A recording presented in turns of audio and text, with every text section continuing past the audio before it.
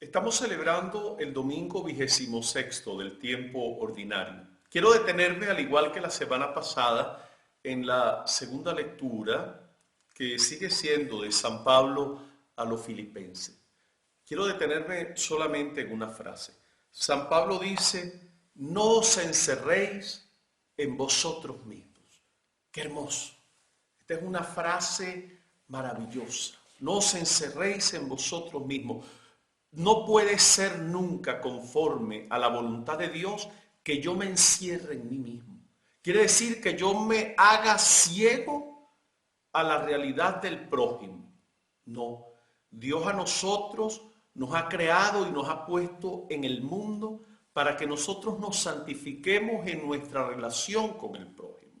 Encerrarse en uno mismo y volverse ciego a las necesidades del otro definitivamente no es conforme al plan de Dios.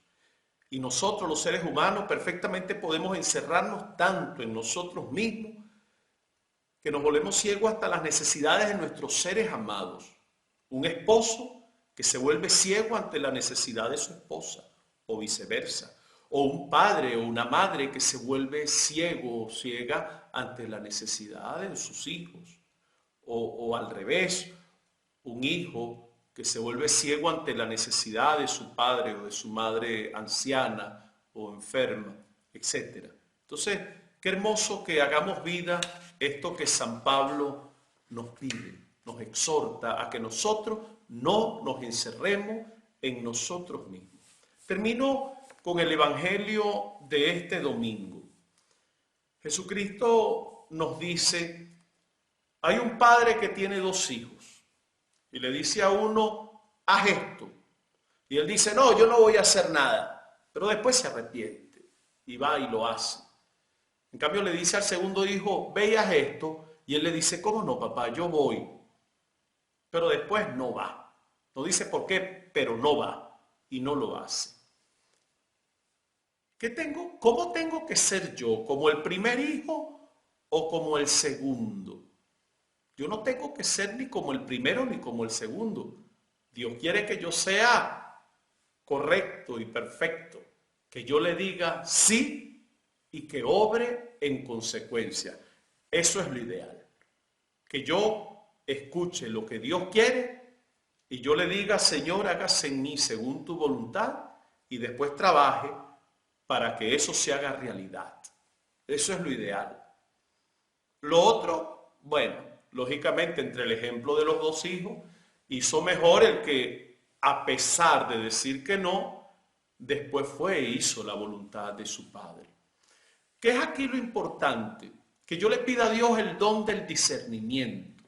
¿Para qué? Para que yo sepa en todo momento cuál es verdaderamente en mi vida la voluntad de Dios. Porque muchas veces, así como decíamos en esa lectura de San Pablo a los Filipenses, nos volvemos ciegos a las necesidades del prójimo, entonces también con frecuencia nos volvemos ciegos ante la voluntad de Dios. Y si yo me vuelvo ciego ante la voluntad de Dios, no sé qué camino tomar. Al final tomaré el camino de mis gustos, de mis caprichos, etc. Y eso no es conforme a la voluntad de Dios. Pidámosle al Señor: Señor, déjame ver en todo momento cuál es tu voluntad. Y dame la gracia necesaria para yo responderte siempre que sí y para yo obrar en consecuencia. Cuando yo hablo de esto, pienso lógicamente en la Virgen María. La Virgen María no sabía cuál era la voluntad de Dios hasta que vino el ángel. El ángel le revela cuál es el plan de Dios y ella dice: he aquí la esclava del Señor, hágase en mí según tu voluntad.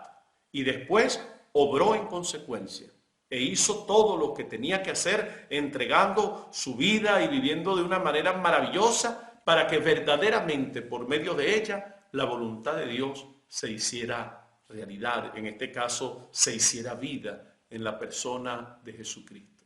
Que nosotros seamos en este caso como la Virgen, que le podamos decir al Señor que sí y que obremos de tal manera que la voluntad de Dios sea hecha en nuestras vidas.